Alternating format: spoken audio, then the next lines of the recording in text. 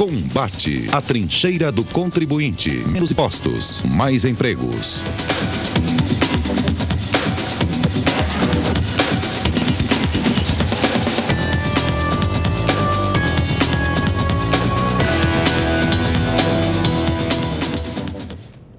Boa noite, amigos e amigas. Estamos iniciando o novo programa Combate, um programa da Confederação Nacional de Serviços. E o nosso lema, como vocês já se conhecem, é mais empregos e menos impostos. E hoje, na crise que nós estamos passando econômica no país, cada vez mais importante esse mote.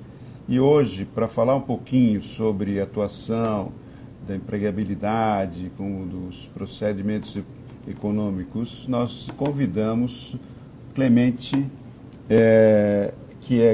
Lúcio, que é diretor executivo do Diese. Clemente, muito obrigado pela sua participação, que eu acho que vai ser bastante interessante, porque você é um estudioso dessa área e o Diese é um instituto já que está completando 60 anos. 60 anos, exatamente. Queria agradecer o convite, Luiz, é um prazer estar com vocês no programa Combate e um prazer poder debater temas tão importantes para a sociedade brasileira e falar um pouquinho do Diese.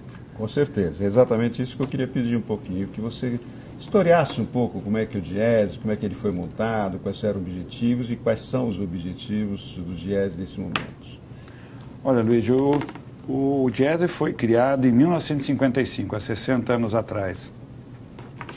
Um conjunto de dirigentes sindicais identificou que na negociação que faziam com o setor empresarial à época, havia uma desconfiança sobre a taxa de inflação. Havia uma sensação nos trabalhadores de que os preços variavam em uma intensidade maior do que a medida oficial que na época era feita pela Prefeitura de São Paulo. E esses dirigentes resolveram criar um instituto para fazer uma pesquisa de custo de vida. E o Diese surge como um instituto para fazer uma pesquisa de custo de vida. Nós implantamos em 1958 uma pesquisa, que é o Índice de Custo de Vida, que está em vigor até hoje, talvez um dos mais longas séries de custo de vida, de mensuração de custo de vida que o Brasil tem. E o Diese foi criado, nós mensuramos uma taxa de inflação superior àquela que estava observada, a Prefeitura incorporou, as negociações foram recepcionando esse índice e o Diese veio crescendo. Nós passamos aí os anos 60, início dos anos 70, bem pequenininho, no instituto muito pequeno, poucas pessoas. Meados dos anos 70, o Diese começa a crescer, o nosso trabalho se expande para os estados, o trabalho de pesquisa é agregado a ele um trabalho de assessoria às negociações coletivas. Hoje o Diese assessora mais de 1000 negociações coletivas no Brasil todo. E passamos a ter pesquisas regulares na área do custo de vida, a pesquisa da cesta básica hoje feita em todas as capitais. Temos um trabalho grande de pesquisa sobre o mercado de trabalho, a pesquisa de emprego e desemprego foi criada em meados dos anos 80 em cooperação com o governo do estado de São Paulo, com a Fundação SEAGE. Nós inventamos um jeito de ler o mercado de trabalho brasileiro diferente do jeito oficial, porque nós também achávamos que havia uma subestimação, ou seja, a taxa de desemprego oficial era menor do que a que efetivamente se observava, e a nossa metodologia demonstrou isso.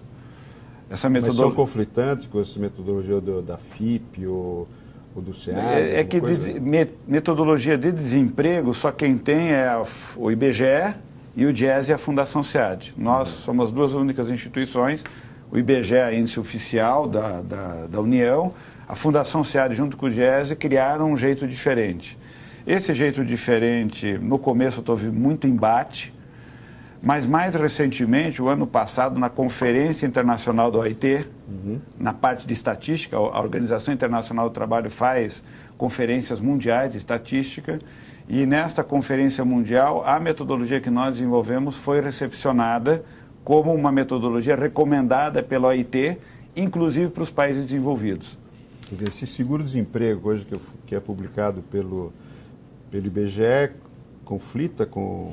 Em parte sim, em parte não. Por que em parte não? Porque ao longo do tempo foi se demonstrando que o jeito que nós criamos para olhar o mercado de trabalho, as diferentes situações ocupacionais, aquela metodologia era mais adequada. E o IBGE, do Diese, do Diese e Fundação SEAD. E o IBGE veio promovendo mudanças na sua metodologia, e a nova PNAD, que é a nova pesquisa que o IBGE lançou desde o ano passado, incorpora boa parte do que nós desenvolvemos. Por um lado, porque a própria OIT recomenda que seja assim. Por outro lado, porque o debate acadêmico confirmou que uma metodologia de pesquisa tem que ter capacidade de olhar essa diversidade de situações ocupacionais. Nós temos um mercado de trabalho com uma alta informalidade, com trabalhos muitas vezes precários, de curtíssima duração, no qual o trabalhador, mesmo ocupado por poucas horas na semana, continua procurando emprego. Para o IBGE, esse trabalhador era considerado um ocupado. Nós consideramos um trabalhador desempregado pelo trabalho precário. Ele tem um trabalho precário, mas continua procurando emprego, portanto, ele continua pressionando o mercado de trabalho. E isso gera uma diferença relativamente grande sobre a taxa de desemprego. Existe sempre uma diferença entre vocês e o IBGE. A nossa metodologia mensura a mesma coisa que o IBGE mensura, mas nós mensuramos mais duas coisas que o IBGE não divulga como taxa de desemprego, nós divulgamos. Hoje o IBGE vai mensurar as três coisas que nós mensuramos, ele divulga um tipo de taxa, nós continuamos divulgando outra, mas ambos mensuram coisas semelhantes, o que eu acho que é um avanço para a estatística, porque isso faz muita diferença, não só no número, mas principalmente quando essas informações orientam a política pública. Você dizer que você tem que atender 3 milhões de desempregados ou 6 milhões de desempregados faz muita diferença. Né? Então, isso é importante porque você tem uma mensuração mais cuidadosa de uma diferença muito grande que tem no mercado de trabalho. E o Diese também faz, nesses anos, um trabalho, passou a fazer, a partir de meados dos anos 70, um trabalho de formação. E mais recentemente, nós criamos uma escola Diese de Ciências do Trabalho, que é uma escola de nível superior, tem um curso, um bacharelado hoje, que é um bacharelado também inovador, é o primeiro curso de Ciências do Trabalho que tem no Brasil, um dos poucos que tem no mundo. É um curso especializado para formar pessoas, bacharéis, que conhecem a área do trabalho. Sociologia, economia, história social do trabalho, formando pessoas especializadas em olhar a questão do trabalho. No contexto da economia. No contexto da economia, exatamente. O Diese hoje, ele claro, os sócios, vamos chamar assim, do Diese, são as centrais sindicais?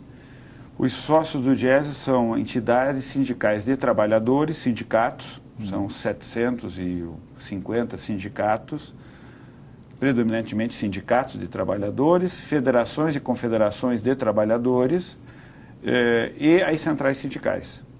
Nós temos hoje 8 centrais sindicais filiadas ao Diese, que são as 8 centrais sindicais, 6 delas reconhecidas pela representatividade, 2 que não atingem, mas que também existem e são sócias do Diese. Portanto, temos todas as correntes do movimento sindical filiadas ao Diese e sindicatos de trabalhadores que formam a base que financia e dirige o Diese. Os sócios elegem uma direção sindical, que são de dirigentes sindicais, e estes contratam uma equipe técnica dedicada, de profissionais dedicados a tocar o trabalho e dirigir o Diese no cotidiano. Minha função como diretor executivo, diretor técnico, é uma função executiva delegada pela direção sindical do Diese. Muito bom. Aproveitando esses estudos que vocês fazem, que o Diese faz, atualizados, nós hoje estamos vivendo um momento de crise que eu acho que está criando problemas para a economia, crescimento da economia.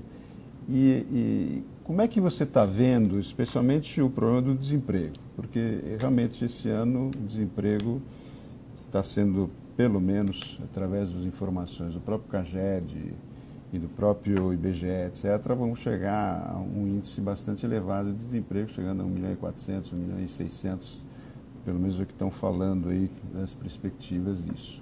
Como é que você está vendo isso e Qual é a tua noção, a tua visão para a gente mudar esse procedimento, esse processo de dispensa?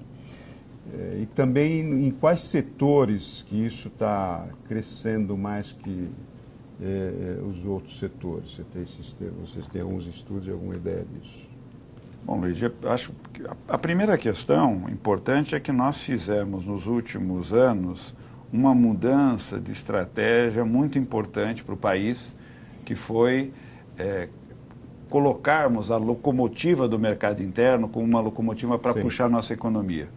Isso gerou uma transformação importante no mercado de trabalho. Nós mais do que dobramos o mercado de trabalho formal, ampliamos a contingente de ocupados, ou seja, hoje houve uma expansão do mercado interno e uma inclusão produtiva de milhões de brasileiros que viviam à margem da economia. Isso gerou um mercado interno que exigiu uma resposta da atividade produtiva empresarial importante. Acho que isso é um fenômeno extremamente relevante que nós precisaríamos ter clareza que nós precisamos preservar. Ou seja, a nossa saída, na nossa visão, é preservar essa locomotiva, o mercado interno. E aí o emprego é fundamental. Agora, a essa locomotiva deviam ser associadas duas outras.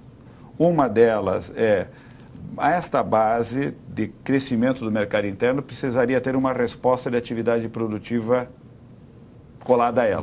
Ou seja, nós podemos comprar mais, as nossas empresas deveriam ter capacidade de produzir mais para atender.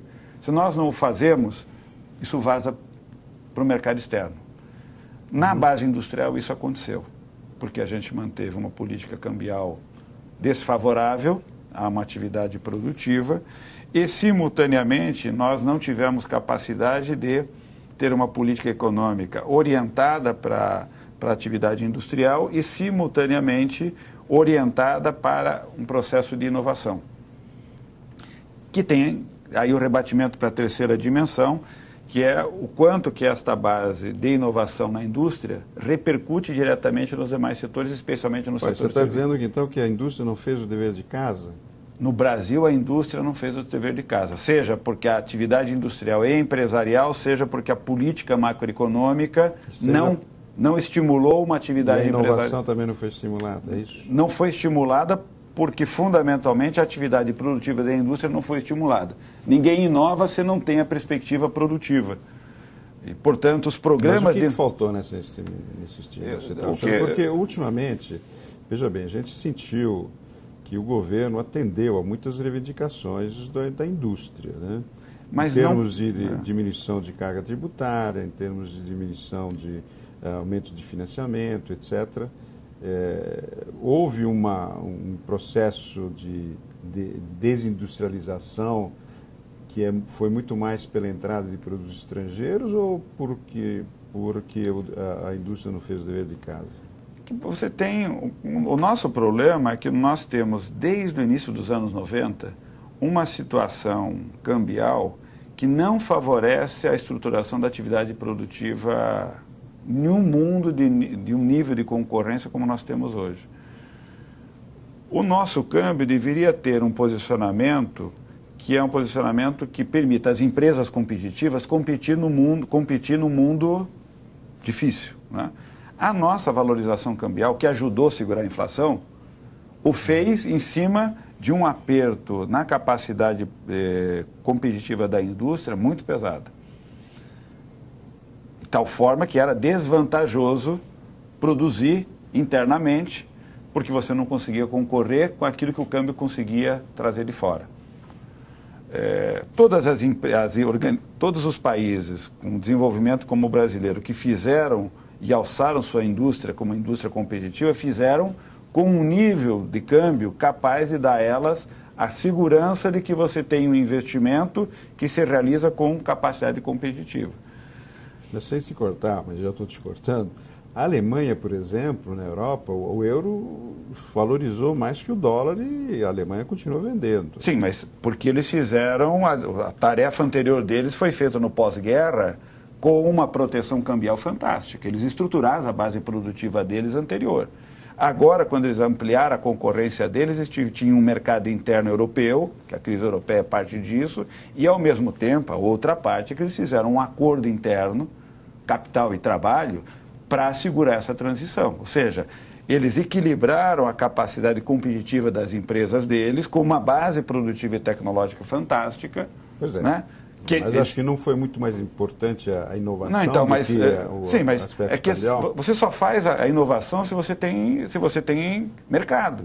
Quando você diz que o teu mercado não está assegurado, e não é que não está assegurado porque você... mercado interno ou externo? Interno. O teu mercado interno não está assegurado porque você tem uma chave que, uma vez ligada, te dá vantagem para a importação, e você não tem capacidade de concorrer com aquela importação, porque essa chave diz que é mais barato importar do que produzir internamente, a empresa não investe. Não tem empresário que vai investir numa atividade produtiva se ele consegue importar em um custo muito mais baixo do que ele produzir internamente. Quando essa chave é desligada e ligada em um outro posicionamento, que é o que está acontecendo mais recentemente, você pega a indústria de vestuário, voltou a ser competitivo produzir internamente. Por quê? Porque ao colocar o câmbio a 3,8, aquela peça importada chega aqui com outro preço. E a atividade produtiva interna de empresas competitivas passa a ser vantajosas porque elas têm capacidade de concorrer com o mercado externo. Isso não foi feito durante 20 anos. Então, o que o governo fez? E acho que de forma errada, desde os anos 90.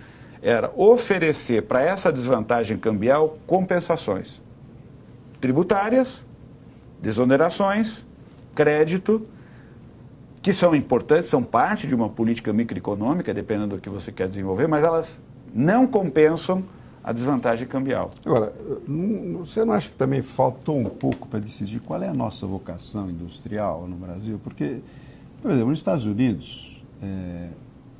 Você de hoje dificilmente você vê uma empresa de hardware que tem uma fábrica nos Estados Unidos.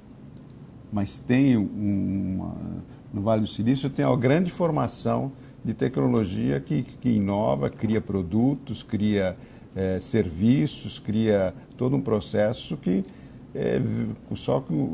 e coloca na fabricação do produto final, provavelmente são fabricados na China e não a base industrial. Né? Então, eles usaram um processo, não precisam ter a fábrica nos Estados Unidos para poder competir internacionalmente e ter uma participação americana, no caso dos Estados Unidos, com os produtos que eles fazem. Você não acha que também a gente não fez essa lição de casa, dizendo, olha, qual seria o melhor, que tipo de indústria nós queremos e poderíamos ser competitiva em relação a competir com todas as indústrias? Não, com certeza. O PIB industrial tem diminuído drasticamente. Exatamente. Nós estávamos com 35, agora estamos... Menos de 10. Menos de 10. Acho que está chegando a 9 ou quase 8% do PIB. Enquanto que o setor de serviço tem aumentado. Hoje estamos quase com 72% do PIB. Né? Então, o que hoje você acha que na economia, o governo poderia pensar em fazer uma estratégia de fazer com que a economia e o mercado interno cresça, mudando uma base de desenvolvimento econômico?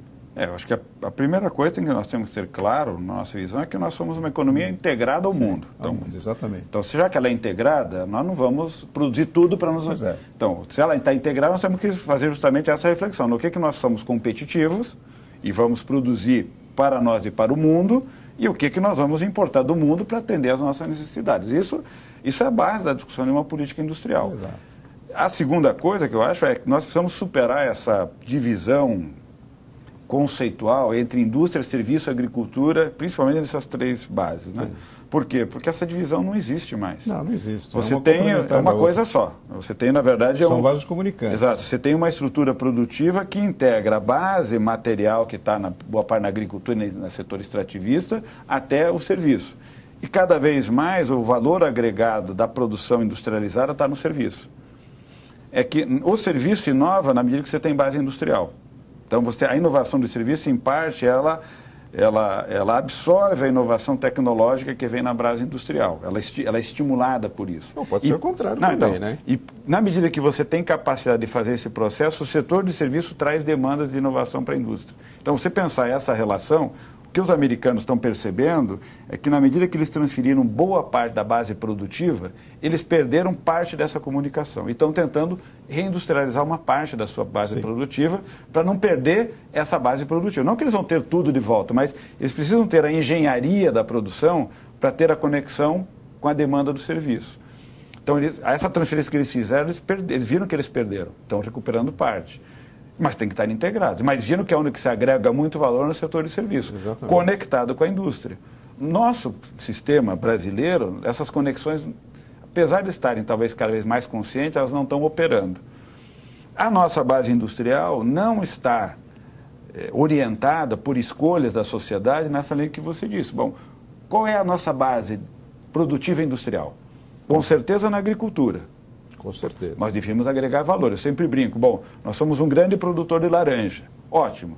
Deveríamos ser um grande produtor de suco de laranja e de todos os equipamentos que produzem o suco. E talvez deveríamos inventar um cremezinho da laranja que agrega mais valor ainda. Portanto, isso é um investimento de política industrial. E de inovação. Aí, bom, você inova e diz, bom, para cada produto desse eu vou ter um conjunto de serviços associados e, portanto, eu crio uma cadeia produtiva em um produto que tem base material, que nós somos competitivos, somos grandes produtores de laranja, e eu produzo uma cadeia de produtos e serviços associados a ela. Quais são? Isso nós precisaríamos, e essa é a nossa definição de estratégia de política. Pois é. A outra é, bom, imagino, se nós temos uma população 85% urbana e temos uma decisão política que nós vamos gerar cidades que promovem bem-estar, nós temos cidades, temos o território para construir. Portanto, tem uma atividade produtiva de gerar capacidade dessas cidades gerarem bem-estar, que gera uma demanda industrial e de serviços a ela associada que é enorme. Eu acho que é uma coisa que deveria sentar na mesa e discutir a estratégia, e não simplesmente beneficiar um determinado setor em detrimento de outro. Por exemplo, eu acho que é errado, a política foi errada. Uma coisa que agora está acontecendo é a mudança do PIS e o COFINS de cumulativo para não cumulativo. Nós temos um problema sério na área de serviços, de que nós não temos muita coisa para oferecer como despesa. Então não temos como nos beneficiar dos créditos do PIS, que agora querem fazer a mudança, começar pelo PIS para depois entrar no COFINS. Isso a gente está vendo que o setor de serviço vai ter um aumento de carga tributária, apesar de que o governo está dizendo que vai ser um feito neutro, mas só que é feito neutro, né? Se você não está mais produzindo, você é indústria, você não está produzindo, você não está empregando mais. Então vai diminuir a arrecadação. E essa arrecadação, quem é que vai pagar? É o setor de serviço. Então essa alíquota que vai ser colocada exatamente vai prejudicar o setor de serviço, que hoje é o maior empregador do país. Então, você não acha que isso aqui também, se a gente fazer uma mudança estrutural de tributação, pensando numa participação de um setor que hoje representa 9% do PIB? Veja, eu penso primeiro que nós não deveríamos, em hipótese alguma, e acho que esse é um dos grandes desafios que nós temos no curtíssimo prazo, abrir mão da ideia de que a sociedade brasileira exige uma economia altamente industrializada. Isso deveria estar claro para a gente. O setor de serviço vai dançar no Brasil se ele não tiver uma economia industrializada. Acho que um dos nossos problemas do crescimento é que a ausência de uma estratégia industrial forte não nos permitiu galgar o incremento de produtividade no setor de serviços que a gente poderia ter galgado. Então, tem setores na área de serviço com baixíssima produtividade. E isso é comum em qualquer sociedade. O nosso problema é que uma economia com o tamanho da brasileira e a dinâmica, ela exigiria que o setor da indústria fosse capaz de uma dinâmica econômica e de induzir produtividade que ela não foi. E o setor de serviço ser recente disso. Então, isso a gente precisaria ter. A segunda nós precisamos ter um setor de serviço estruturado com essa base industrial e capaz de concorrer internacionalmente, porque cada vez mais nós vamos poder exportar e importar serviços. Você falou em concorrência. Deixa eu só... Então, quando a gente fala na carga tributária, que eu acho que esse é um debate importante, nós temos um sistema tributário brasileiro complexo, cujo custo administrativo dele para o Estado é caro, para as empresas é caro. não resolve o problema de uma cobertura tributária geral. Você tem brechas e brechas que escapam de tributação, sejam pobres e ricos não pagam impostos, certo? Diretamente, pagam pelo consumo, mas não pagam pela renda. Você tem, portanto, uma perda de capacidade grande. Portanto, a sociedade teria capacidade de gerar muito mais volume tributário, permitindo uma carga menor. Como nós não fazemos esse processo, você eleva a carga sobre quem paga, compensando aqueles que não pagam. Pois é, isso eu acho que... Portanto, uma reforma tributária exigiria, e aí sim, o nosso problema é que como nós não conseguimos fazer uma reorganização tributária geral, as opções acabam sendo sempre pontuais. Você conhece já a nossa proposta, mas o telespectador também acho que já viu, mas eu vou repetir, nós temos uma proposta para desoneração da folha, que era uma proposta genérica e não uma proposta pontual em vários setores, exato, onde toda a sociedade pagaria essa contribuição, que é uma contribuição usando a CPMF como base de cálculo. Isso aqui, com uma alíquota de 0,89, a gente arrecada a mesma coisa que hoje se arrecada sobre folha de pagamento. Mas essa seria uma outra discussão que a gente pode até fazer um programa separado sobre isso, que vale a pena fazê-lo. Mas nós estamos falando sobre a base de você ter competitividade na área de serviço. Nós fizemos alguns estudos aqui, que eu vou te entregar. Uma é sobre o problema do turismo no Brasil. Essa é uma base, por exemplo, há 30 e poucos anos que nós temos 5, 6 milhões de turistas anos que vêm no Brasil e nós não conseguimos aumentar.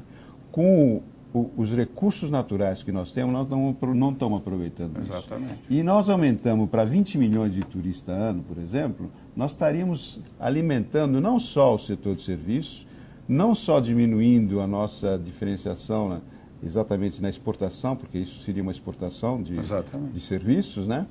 Como também nós estaríamos alimentando a indústria da construção de várias atividades que, na hora que você implementar isso, você vai ter que fazer novos hotéis, nova infraestrutura, etc., que você estaria melhorando o mercado interno. Então, essa é uma proposta. E por que o governo, quem sabe você nos ajuda a fazer com que o governo entenda isso? Nós temos algumas propostas, o levantamento que nós temos, que você pode depois analisar, como também... Clemente, a gente tem um estudo sobre o setor de serviços mostrando a participação dos serviços no Brasil, inclusive com comparações internacionais, que demonstram que o Brasil ainda está abaixo dos outros países com relação à participação na economia. Não na economia como o PIB, que nós já temos 72%, mas na parte de exatamente... De exportação nessa área. Nós somos deficitários nessa área desde que começou o setor a medir esse setor. Nós temos uma participação muito fraca em termos de exportação de serviços que poderia ser feito através de um processo desse aqui. Então, nós estamos terminando o programa, mas antes eu gostaria de que você analisasse um pouquinho esses aspectos e desse a sua posição final sobre o que você acha para que nós tenhamos que fazer para melhorar essa situação hoje que nós estamos passando. Não, já, primeiro, nós temos que ter claro que o fato de nós dizermos que nós precisamos ter uma base industrial é porque essa base industrial tem que dar sustentação do ponto de vista produtivo a um setor de serviço que vai crescer, que não vai ser menor. Não tem essa história que nós vamos diminuir. O setor de serviço veio para crescer, para ficar. Portanto, nós temos esse setor de serviço tem que ser altamente competitivo com o que nós temos de serviços a oferecer para o mundo. O setor de turismo é um deles. É um absurdo que o Brasil não tenha um projeto de desenvolvimento produtivo do setor de serviços para o turismo, né? Ele é um alavancador, inclusive, da reorganização da base urbana de muitas regiões, né? Ou seja, o turista quer vir aqui encontrar um espaço adequado com as belezas que nós temos. Nós fazemos do espaço urbano a destruição dos nossos ativos naturais. Clemente, eu acho que vale a pena a gente fazer um outro programa pelos interesses e os assuntos que nós temos para discutir. Infelizmente, o nosso tempo terminou. Gostaria de agradecer aos telespectadores pela audiência. E vamos voltar à próxima semana. Boa noite. Combate a trincheira do contribuinte. Menos impostos, mais empregos.